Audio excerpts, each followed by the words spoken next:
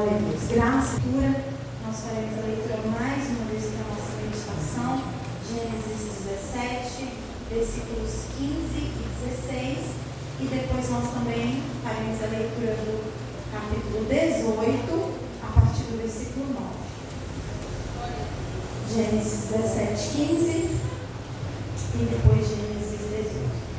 Deus abençoe toda a igreja do Senhor.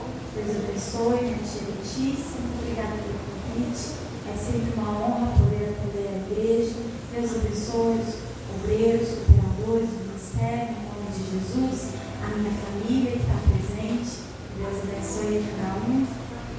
Que o Senhor possa ministrar uma palavra para o nosso coração, que seja alimento para todos nós. Amém? Esse é um culto, né? Com um tema marcadas pela promessa. Nós pensamos numa palavra que fosse direcionada em especial às nossas irmãs, mas eu sei que os princípios da palavra de Deus alimentam a cada um de nós, também aos nossos irmãos presentes. Amém? Gênesis 17, 15 diz assim: Disse Deus mais a Abraão: A Sarai, tua mulher, não chamarás mais pelo nome de Sarai, mas Sara será o teu nome, porque eu a hei de abençoar e te hei de dar a ti dela um filho, e a abençoarei e será mãe de nações, reis de povos sairão dela. Capítulo 18, versículo 9, 18, 9, diz assim a palavra de Deus: E disseram-lhe: Onde está Sara, tua mulher? E ele disse: Eila, aí está na tenda. E disse: Certamente tornarei a ti por este tempo da vida, e eis que Sara, tua mulher, terá um filho. E ouviu Sara à porta da tenda que estava atrás dele, e eram Abraão e Sara já velhos e adiantados em idade. Já a Sara havia cessado o costume das mulheres. Assim, pois, riu-se Sara consigo, dizendo: Terei ainda deleite depois de haver envelhecido, sendo também o meu senhor já velho? E disse o Senhor a Abraão: Porque se riu Sara, dizendo: Na verdade, gerarei eu ainda, havendo já envelhecido? Haveria coisa alguma difícil ao Senhor? Ao tempo determinado, tornarei a ti por este tempo da vida, e Sara terá um filho. Amém? Pode se assentar em nome de Jesus. Glória a Deus. Nós vamos falar um pouco hoje a respeito de promessa. Promessa, chamado, propósito. E este tema, quando a gente fala a respeito disso, muitas vezes nós pensamos que diz respeito a quem prega, quem canta, a quem faz missão.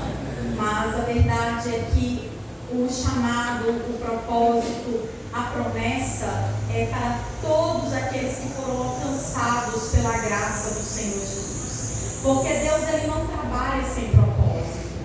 Deus nos chama, nos atrai, nos escolhe, e Deus tem um propósito específico para cada um de nós. Deus nos revela este propósito ao longo da nossa caminhada.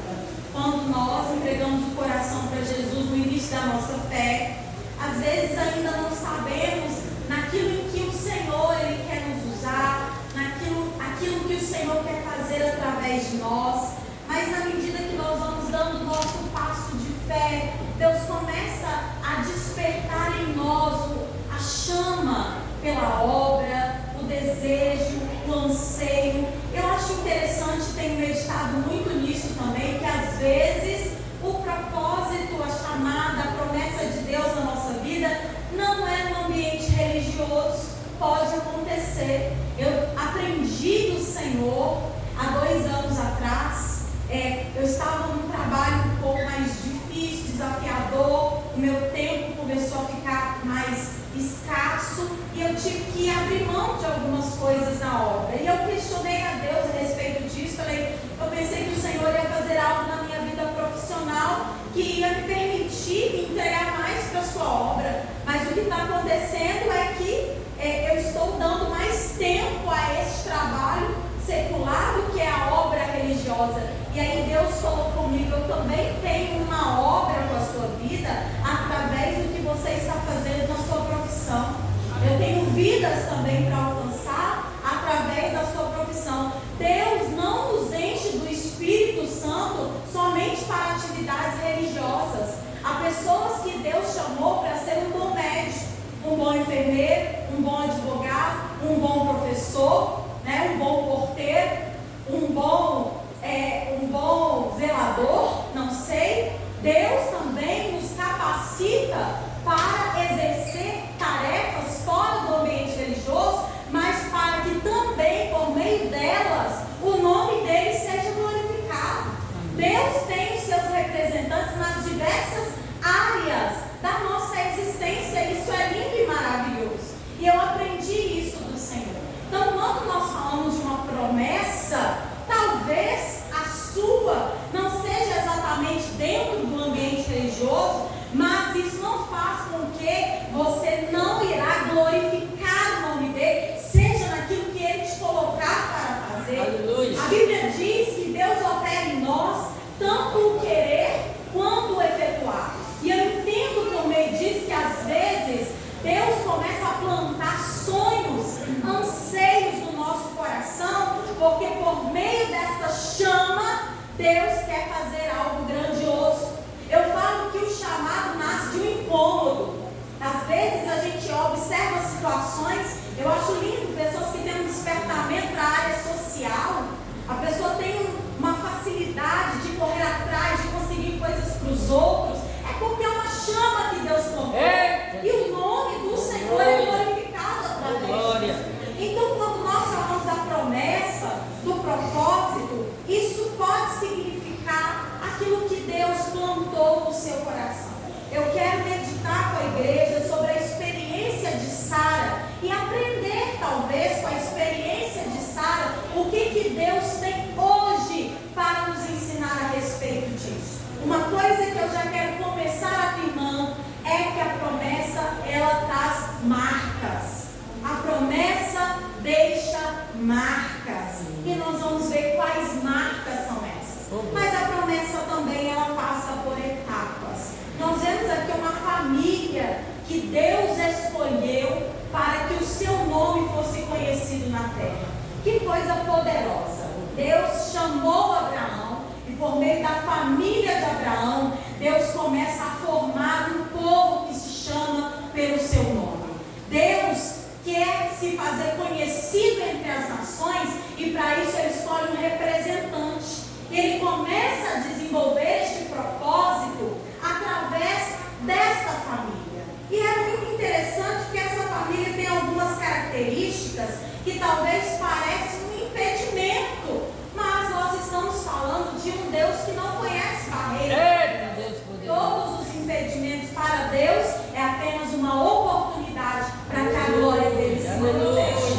Quando eu falo disso, eu lembro da história do cego de nascença em João no capítulo 9, quando os discípulos questionam quem pecou, porque eles já estavam presumindo que a condição do homem era por causa de pecado. E Jesus responde: não foi ele e não foi os pais, mas foi assim para que as obras de Deus se manifestem na terra. Então toda a condição é uma oportunidade para que o poder e a glória de Deus seja manifestada.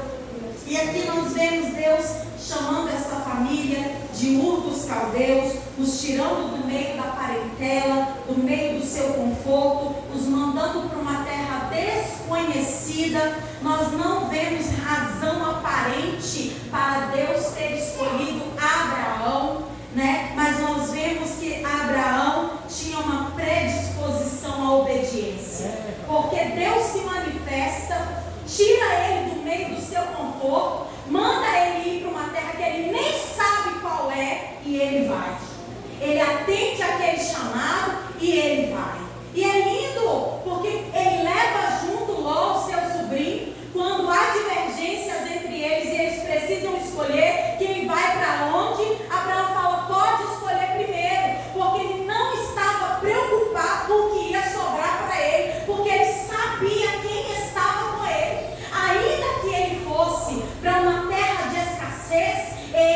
sabia quem é que o acompanhava. Um homem de fé. Deus o escolheu.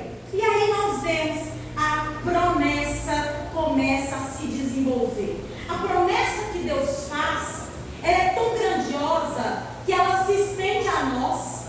Deus disse que por meio daquela família, Ele abençoaria todas as famílias da terra. E olha nós aqui, hoje, sendo uma extensão dessa aliança, que começou com Abraão pela fé, e hoje nós também, pela fé, recebemos a palavra, recebemos o Evangelho, e somos abençoados pelo Senhor. Mas a promessa, ela começa com um fato interessante, que nós lemos no capítulo 17, nos versículos 15 e 16, é a terceira vez que Deus estava repetindo aqui a promessa para esta família, e neste momento agora Deus diz que irá mudar o nome de Sara. Deus já havia feito a mesma coisa com Abraão, e aqui Deus está dizendo que iria mudar o nome de Sara. Isso é importante a respeito da promessa, porque na cultura judaica o nome era muito significativo. Tinha muito a ver com a identidade da pessoa, em como se deu o seu nascimento, ou com alguma característica. Então, através do nome, a pessoa já carregava uma história. Nós vemos isso acontecer em outras passagens da palavra. Esaú, por exemplo, recebe esse nome, pois era ruivo. Nós vemos quando a nora do sacerdote Eli, ela, no momento em que a arca de Deus foi roubada, aquela mulher com dores de parto dá luz à criança, e pela tristeza da arca ter sido roubada, ela coloca o nome da criança de Icabô, foi-se a glória de Deus. A circunstância do momento foi inspiração para o nome da criança. Então, para eles, o nome, ele era muito significativo e tinha muito a ver com a identidade da pessoa. E aqui nós vemos Deus começando o propósito na vida de Sara por meio da sua identidade. Nós vemos aqui a troca do nome, uma troca simples e singela, apenas uma letra de Sarai para Sara. E o significado de Sarai seria minha princesa, que denota uma exclusividade. E Sara seria genérico para princesa. E aqui nós vemos que Deus está revelando a aliança e o propósito através do novo nome que Ele entrega para essa mulher. Porque se antes ela era a minha princesa, que denotava uma exclusividade, uma Sara que pertencia a Abraão, Deus muda o nome dela para princesa, porque a partir de agora ela será uma mãe de nações. Porque a partir de agora um propósito maior de Deus será revelado na vida dela. Então a sua identidade é transformada por causa da promessa. E é importante nós pensarmos nisso, porque Deus continua fazendo isso.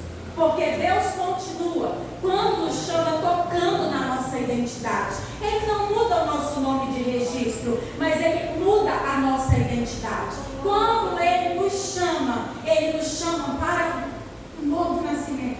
Aleluia, Jesus.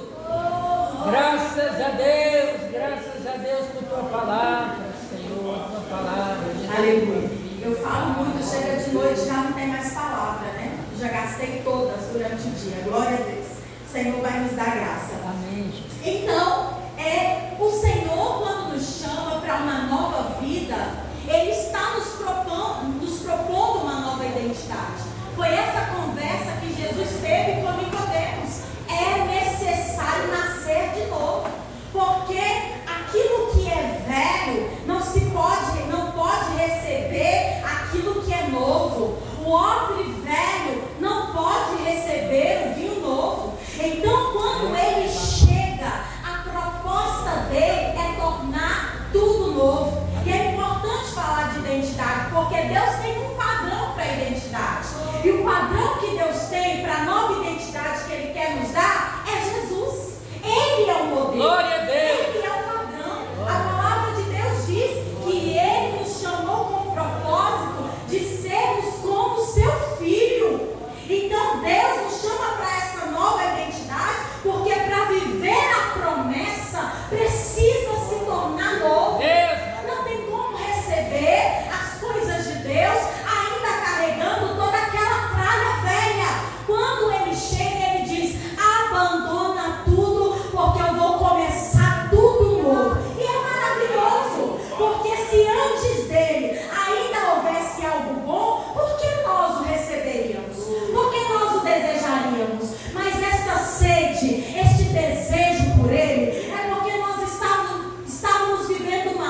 vida velha, uma vida triste, uma vida cheia de tralhas. Mas quando a gente ouve falar de Jesus, quando a gente ouve a boa notícia, aí já começa o desejo de largar as coisas velhas e abraçar a nova identidade que Ele tem para nós. E é maravilhosa essa identidade, porque essa identidade nos aproxima do Pai, essa identidade nos religa com Deus.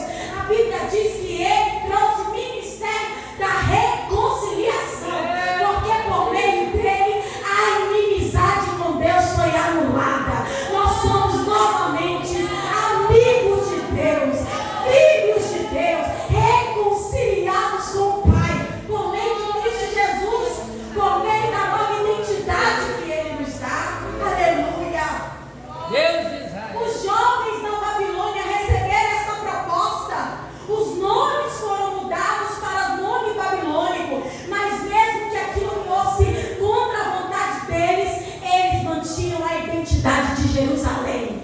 Eles mantinham a identidade do seu Deus e da sua terra. E assim somos eu e você. Nós recebemos de Deus uma nova identidade para viver a promessa que Ele tem para nós. Aleluia! Aleluia! Deus começa tocando na identidade de Sara. A nossa identidade é determinada por Deus. Para viver o chamado, tem que passar pela transformação da identidade. Para viver esse caminho com Deus, é necessário nascer de novo. Aleluia! Porque no reino de Deus não existe, mas eu sou assim.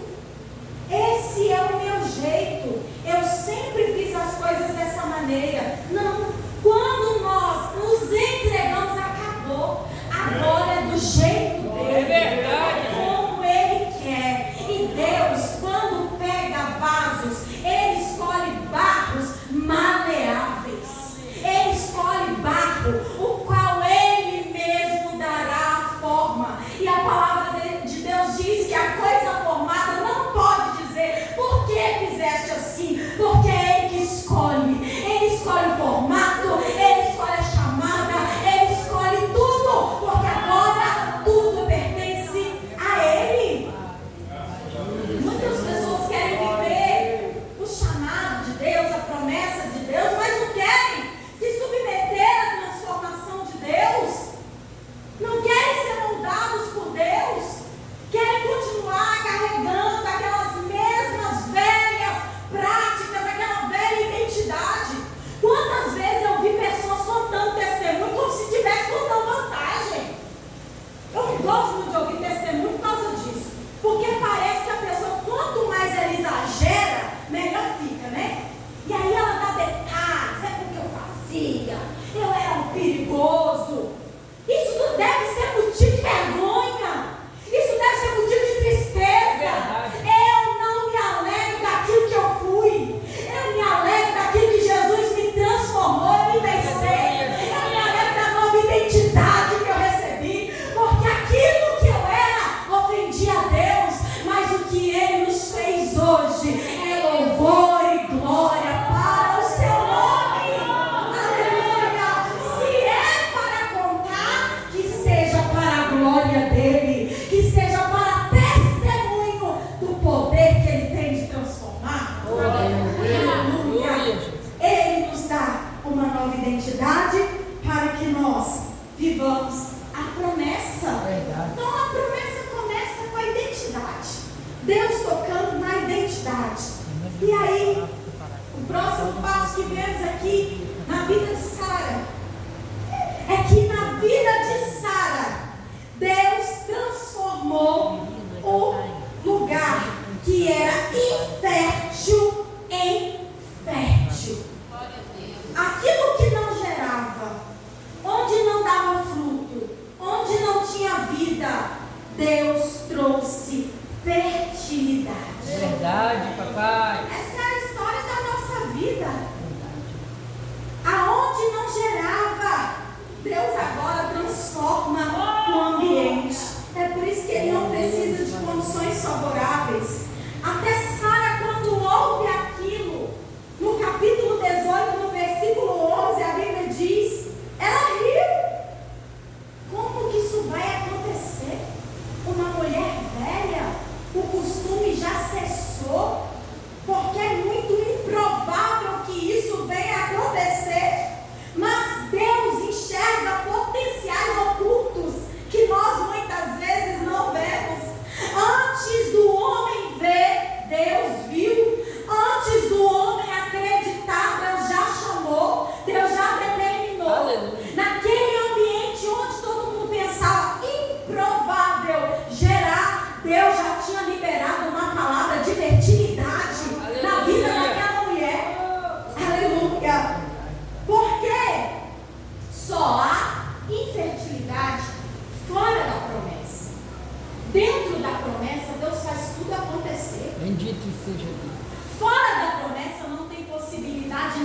mesmo.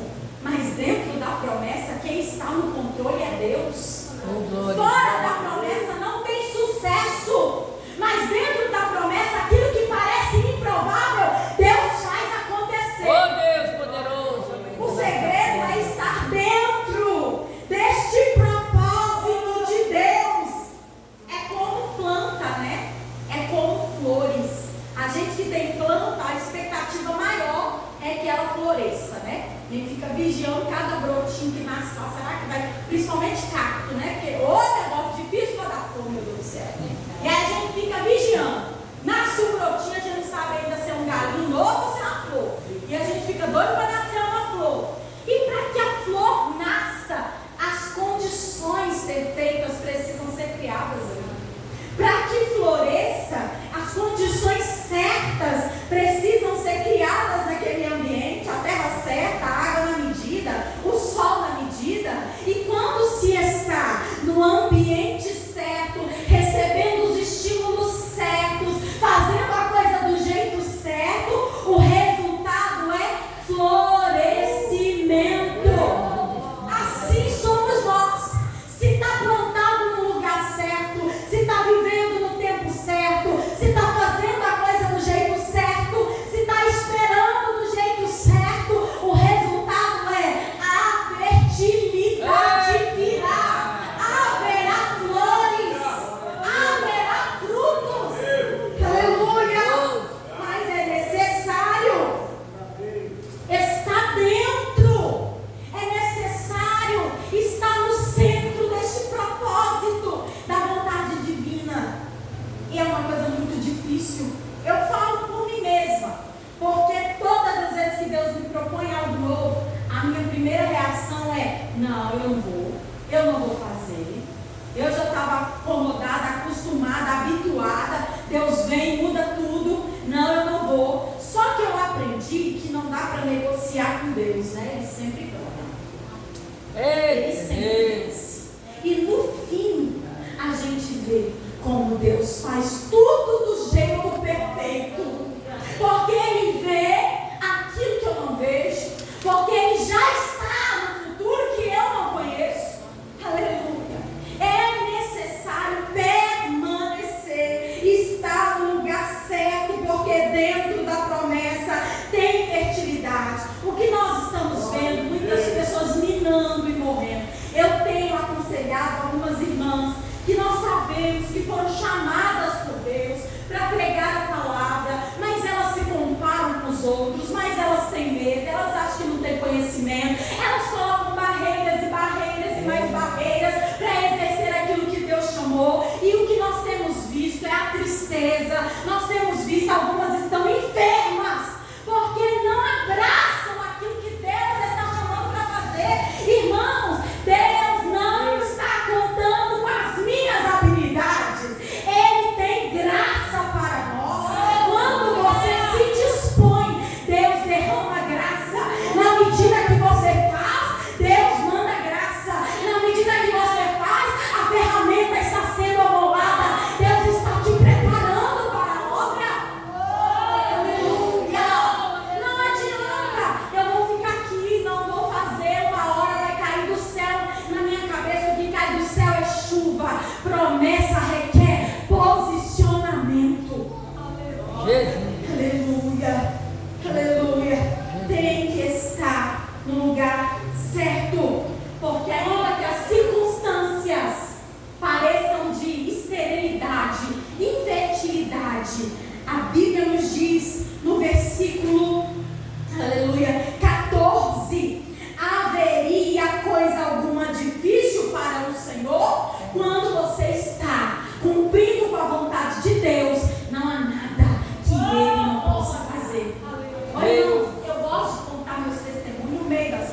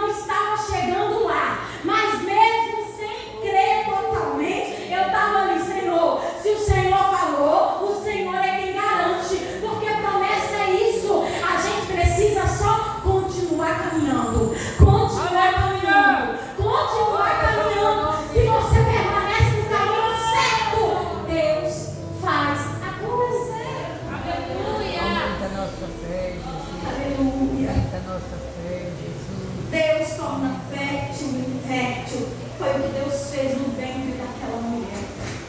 Aleluia. E a promessa para nós caminharmos para o fim, ela tem as suas fases.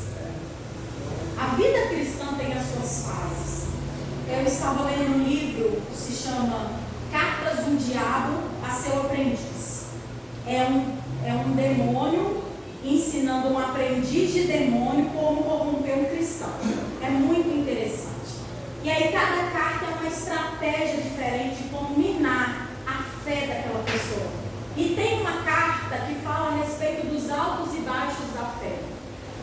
E ali aquele demônio, ele instrui aquele aprendiz a explorar estes momentos de baixas para fazer com que a pessoa ela se esmoreça na fé, se afaste de Deus, que ela não ore mais, que ela não esteja mais em comunhão com a igreja, não leia mais a palavra, que ela se afaste do Senhor nos tempos de baixa, porque isso faz parte da vida cristã. Tem dia que a gente está no fogo, mas tem dia que a gente está no pó.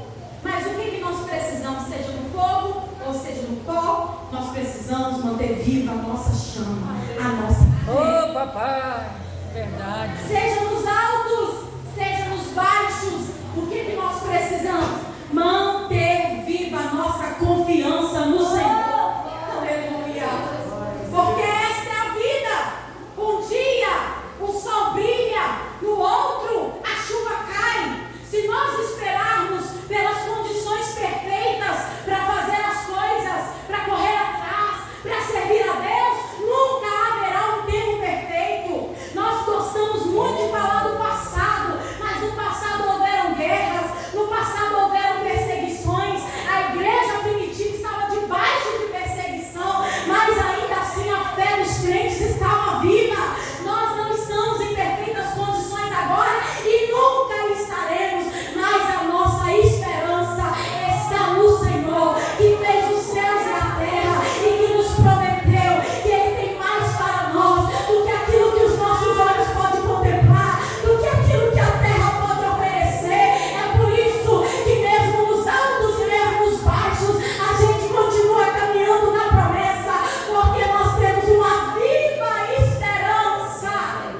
Aleluia, aleluia. Não esmoreça na tua fé. A promessa tem as suas fases. Sara recebe a notícia. Quando ela recebe a notícia, ela recebe com desconfiança, porque ela olha para si. E quando a gente olha para nós mesmos, há muitas impossibilidades.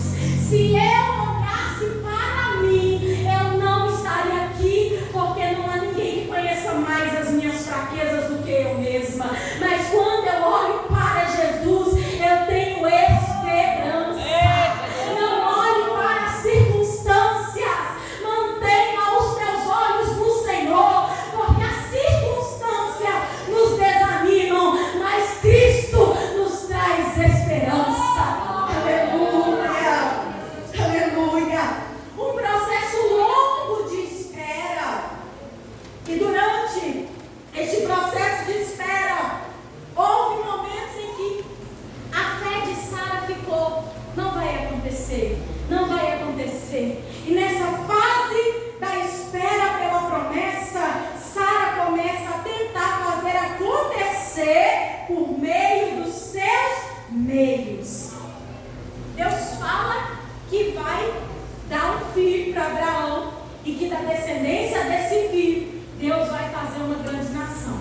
Quando Sara olha para si, não vai ser através de mim que Deus vai fazer. Quantas pessoas são assim? Quando Deus diz, pensa: não, meu Deus, eu? Quem sou eu? Eu chamo de falsa modéstia. É falsa modéstia, que a gente pensa assim: mas eu sou um bichinho de Jacó.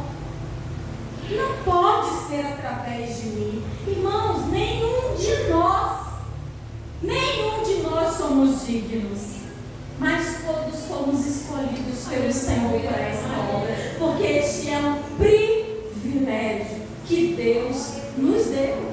Mas o que Sara faz? Ela pensa: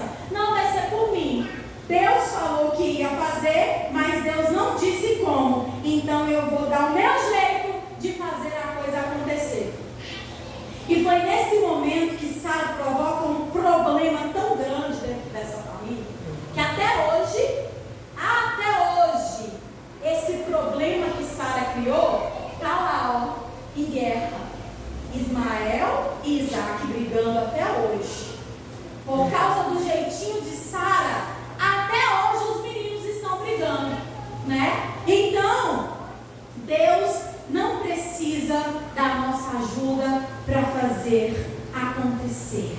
Ele tem todo o poder e os meios. O que Ele pede de nós é a fé. Eu não preciso ajudar Deus. No tempo certo, Deus fará. Adiantar o processo atrapalha tudo. Adiantar o processo é fazer com que o bebê nasça prematuro. Adiantar o processo é tirar o bolo cru do forno. Então o que Deus quer de nós?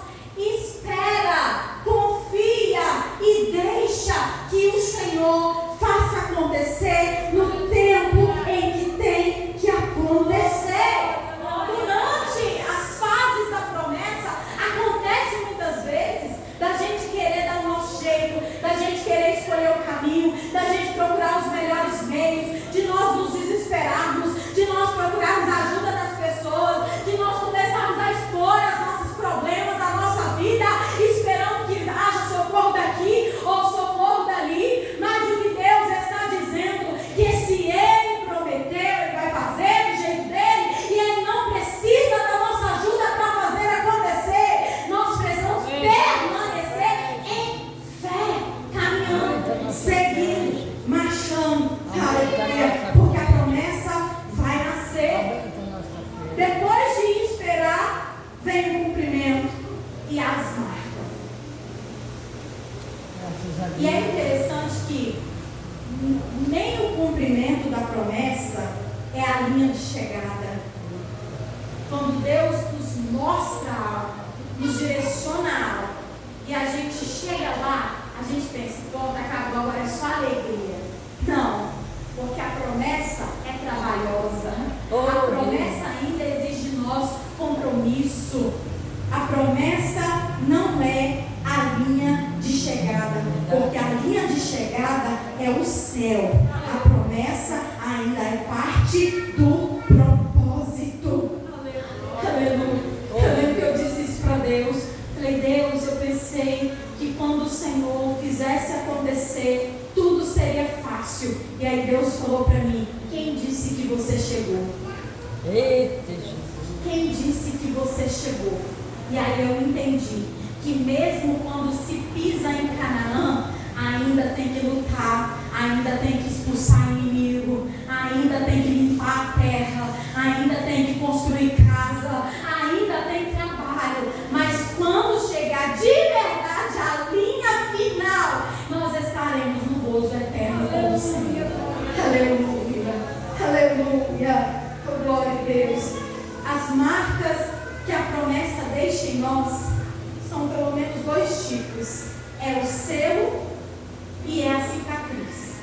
Paulo disse em Gálatas 6, 11 a 18: desde agora ninguém me inquiete, porque eu trago no meu corpo as marcas do Senhor Jesus. Esta palavra aqui usada por Paulo é estigma, e significa a marca que um escravo ou soldado recebia com o nome do seu mestre ou comandante a quem ele pertencia. A marca da promessa, primeiro, é um selo de Deus dizendo: você tem dom. Aleluia. A marca da promessa, primeiro, é um anúncio de que você pertence a Ele, de que você foi comprado por Ele. E a marca da promessa, ela também é, aleluia, as cicatrizes do Evangelho. E cicatriz é uma formação de tecido que marca o ponto em que a pele foi curada após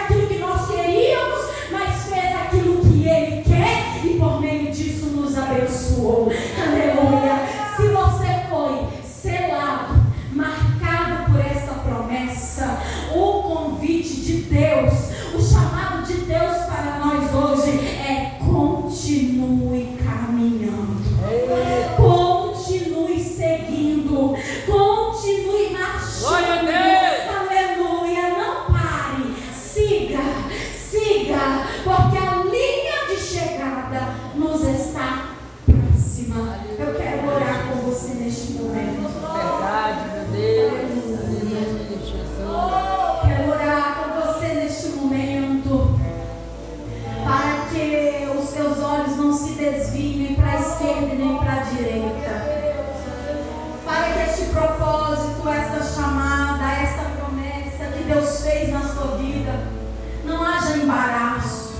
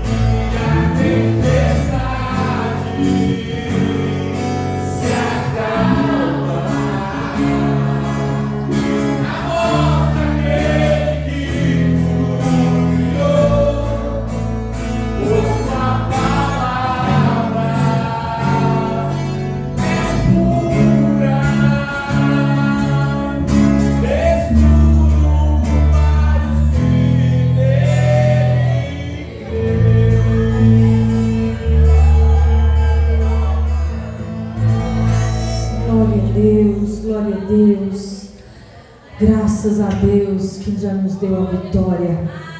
Queremos agradecer cada um dos irmãos, das irmãs que estiveram conosco, a nossa preletora irmã Paula. Que Deus continue te usando, minha querida, que você seja o instrumento do Senhor, e a cada um dos irmãos que esteve conosco. Nós cremos que nós estamos saindo daqui fortalecidos no Senhor, mas para caminhar ainda mais